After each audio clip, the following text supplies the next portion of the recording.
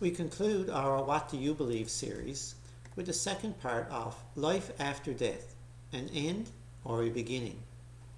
How we get to heaven is more controversial than heaven itself. In recent years, the term suicide bomber has entered our vocabulary.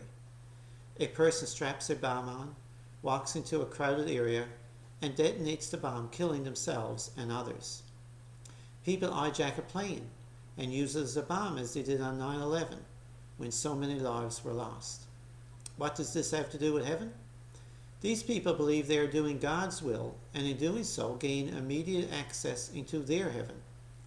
Obviously, such a concept is far removed from our society's beliefs. So, how do we get to heaven? Some see it as the strict obedience to a set of religious rules and regulations. The Pharisees of Jesus' day were often referred to as legalists. They considered themselves worthy of heaven because they obeyed the religious law of that day. Romans 3:20 tells us different. It says, "Therefore no one will be declared righteous in his sight by observing the law. Rather, through the law we become conscious of sin." Others associate getting to heaven with the good deeds or works they do on earth. If we live a good life, do not harm others, and have a general belief in God, then when we die, we will go to heaven.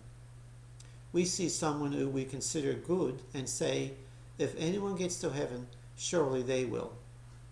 But who defines good?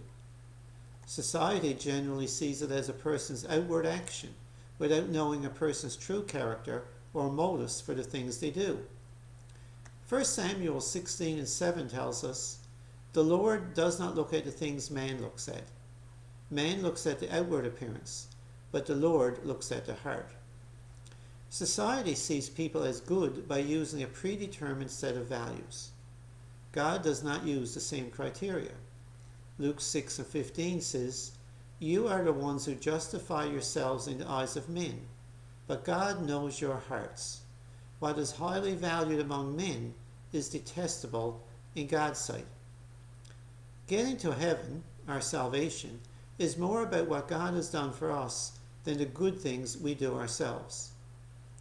God saved you by His grace when you believed, and you can't take credit for this. It is a gift from God. Salvation is not a reward for the good things we have done, so none of us can boast about it. Ephesians 2:8-9. God created heaven. God lives in heaven, and God decides how we get to heaven. Commonly referred to as the ABCs of salvation, the Bible tells us what we need to do in order to assure our own in heaven.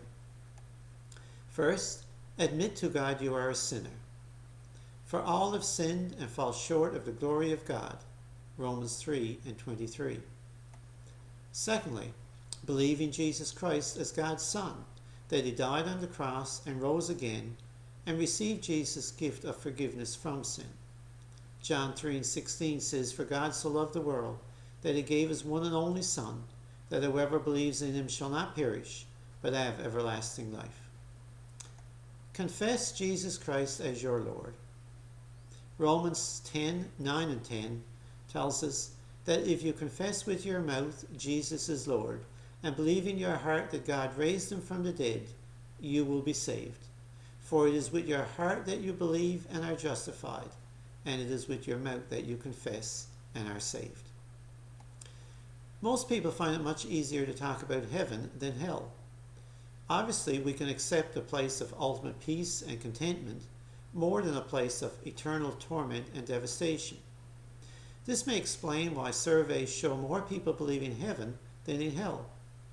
Just as the Bible is clear about heaven, it also gives us a clear view of hell. First, it is the devil's final resting place. Revelation 20:10 says, "And the devil, who deceived them, was thrown into the lake of burning sulfur, where the beast and the false prophet had been thrown. They will be tormented day and night forever and ever." Secondly, Jesus said hell will be a place of weeping and gnashing of teeth. Matthew 13:42. The weeping as a result of the ultimate grief one will experience as a result of being in such a place. The gnashing of teeth is generally thought to reflect anger at oneself, Satan, and God. And third, hell is eternal separation from God. In 2 Thessalonians 1 and 9 we read, "They will be punished with everlasting destruction and shut out from the presence of the Lord and from the majesty of his power." I believe we will have a heightened awareness that we have rejected God and lost the opportunity to live with our Creator for all eternity. A survey conducted by George Galley in 1990 revealed that just fewer than 60% of Americans believe there is a hell, but only 4% believed hell was their own personal destination. Jesus gave us a much different perspective in Matthew 7:13 and 14.